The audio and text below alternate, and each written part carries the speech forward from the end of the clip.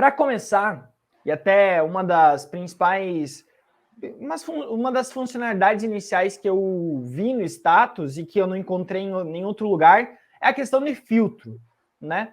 Por quê? Até queria escutar um pouco de você, Stefani. Por que você acha que é tão importante essa função de filtro? Qual que foi a ideia inicial para desenvolver isso? Quais dores isso impacta e cura? Perfeito, João. Excelente pergunta. Então, quando a gente estava pensando na função de filtro, era justamente para o usuário poder fazer aqueles cortes, né? Na bolsa a gente tem centenas de empresas abertas, a gente tem centenas de fundos imobiliários listados. Se a gente for lá para os Estados Unidos, são milhares de empresas. Então não dá para a gente ficar vendo uma a uma assim. Então a gente precisa exatamente fazer do filtro para a gente ter aquele corte inicial com empresas que se encaixam mais no nosso objetivo de investimento, né? Sejam empresas que pagam dividendo, que têm um ROI elevado, que têm boas margens, que estão num TL bacana. Então, o filtro é justamente para isso, né? A gente fazer aquele corte inicial e aí sim conseguir ir fazendo nossos estudos com um conjunto mais reduzido.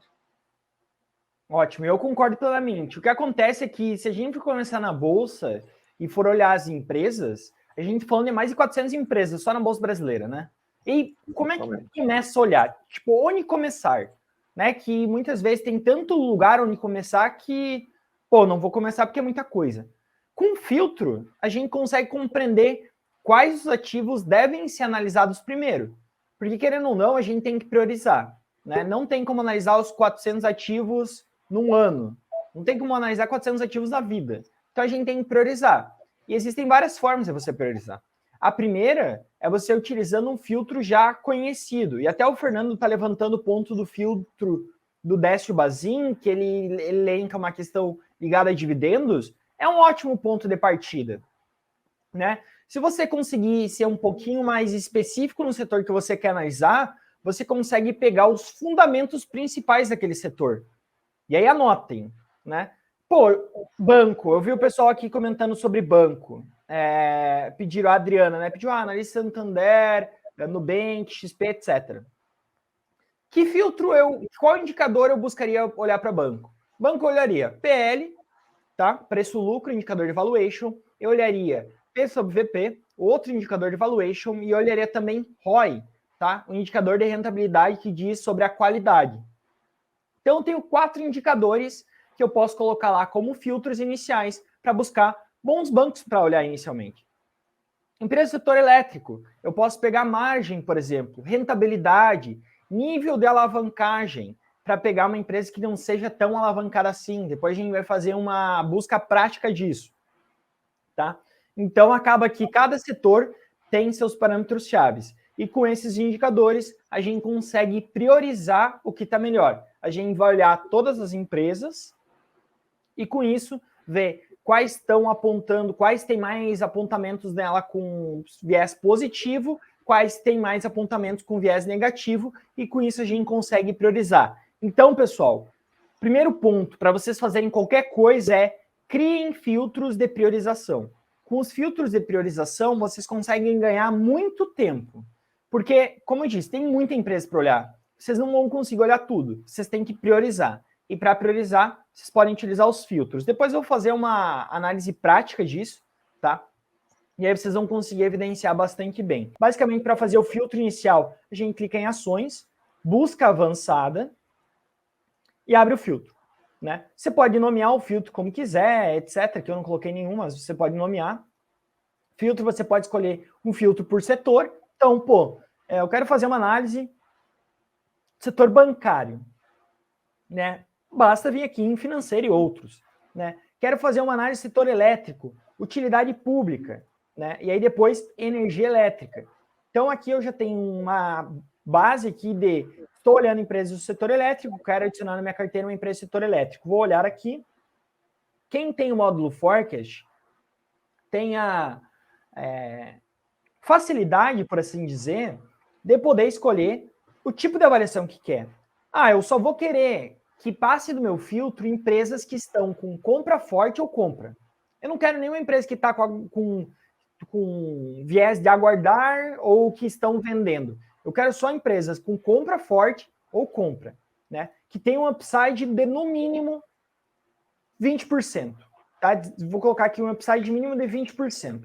Eu não quero um upside menor do que isso, tá? E é isso. E a partir daqui a gente pode colocar alguns pontos. Por exemplo, eu quero um PL de entre 5 vezes 15, tá? Eu acho que é um bom início. Então a gente tem aqui alguns filtros, eu clico em buscar e vai me dar algumas empresas, tá? Que estão com avaliação de compra com PL entre 5 e 15, por exemplo. E aqui a gente tem CPFL, a EID 4, né, que é a Energisa, e a Equatorial. Então, quem tem o módulo Forecast consegue fazer esse tipo de busca. Mesma coisa no setor financeiro, né?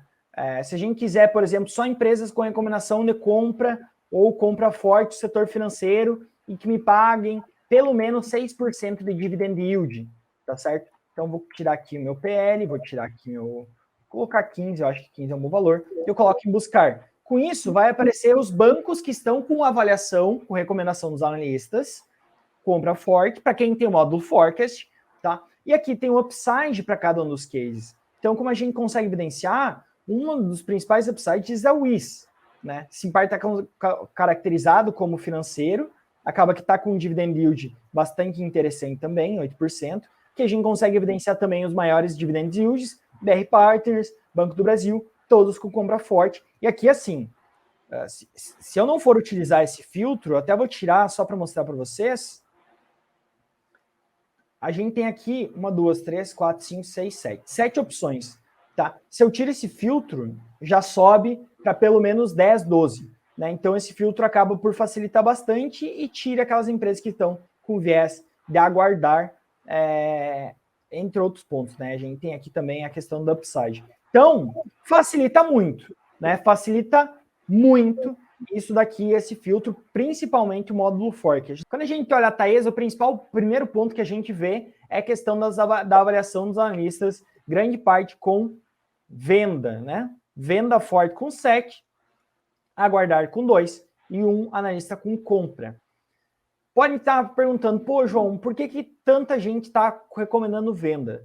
Eu entendo que são alguns fatores, tá? Um deles é a questão do preço da Taesa estar muito perto do seu preço justo, preço-alvo, ou seja, tem pouca margem de segurança, tá? Então, é mais ou menos esse o principal ponto que eu vejo para a Taesa. O segundo é que a gente deve ter um yield caindo para os próximos anos. No yield desse ano, a gente está falando de 14% em 2022, no atual a gente está falando de 17%. Segundo as estimativas do Forecast, isso não deve se repetir. E até nas minhas estimativas também, a gente deve ter uma queda no yield próximo a 8%, tá? Uma queda bastante significativa. Então, por conta disso, e aí teria que ver todos os motivos de cada um desses analistas. São 10 analistas independentes entre si, tá? Outros pontos que o módulo Forecast tem interessante. Então, é isso, tá? A gente tem aqui o primeiro ponto é que a Taesa está bastante próximo do preço justo, do preço-alvo estipulado pelos analistas. Um outro ponto que a gente tem que olhar bastante sobre uma análise financeira da empresa é o endividamento. E aqui a gente tem os indicadores de endividamento. Tá? O que eles nos dizem, João? Basicamente, eles nos dizem quão alavancada a empresa está. O primeiro indicador é dívida líquida sobre patrimônio líquido. Eu gosto de empresas abaixo de uma vez. Então, Taesa estaria ok nesse indicador para mim. E no segundo, e aí isso daqui nos diz quanto que a empresa tem de capital de terceiros e quanto que ela tem de capital próprio. Uma vez significa que ela tem capital de terceiros igual a capital próprio. Mais do que uma vez, ela tem mais capital de terceiros, mais dívida, do que capital próprio. Menos, ela tem mais capital próprio do que capital de terceiros. Tá? Então, gosto de ver isso. Abaixo de 1, acho que é um indicador saudável. E dívida líquida sobre EBITDA, eu gosto de abaixo de 3, preferencialmente menos do que 2,5 vezes, que é uma alavancagem relacionada à geração de caixa da empresa. Porém, existe um contraponto aqui. Empresas do setor elétrico têm uma previsibilidade de fluxo de caixa muito grande e, por isso, elas podem ter uma alavancagem um pouquinho maior. né? Pensa que, assim, é bem simples, né? Imaginar isso. Se você é um funcionário público, você consegue financiar uma casa de 500 mil reais e ficar tranquilo, porque você não vai perder seu emprego. Se você é um autônomo e for financiar uma casa de 500 mil reais, é muito mais difícil você conseguir esse financiamento no banco.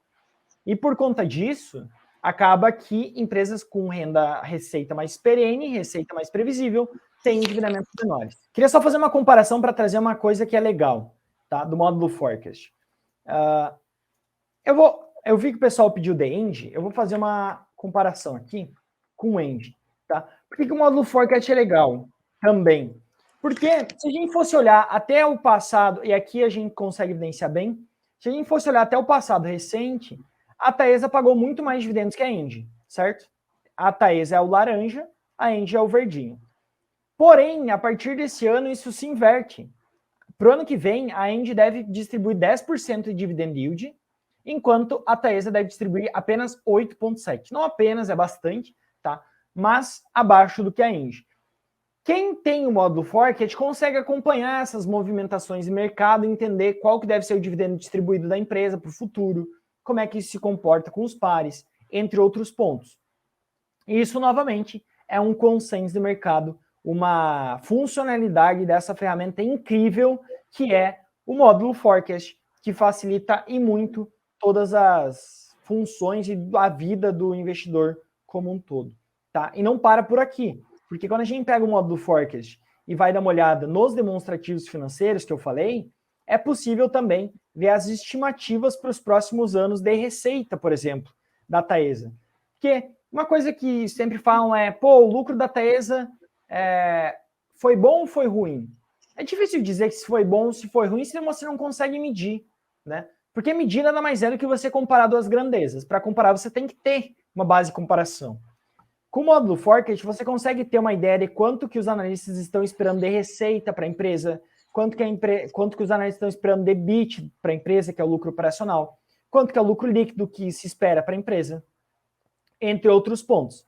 Então, com isso, vocês conseguem ter uma visão ampla e direta sobre o que a empresa deve entregar para os próximos anos, o que esperar, quanto de dividendo, qual a rentabilidade, quais as margens.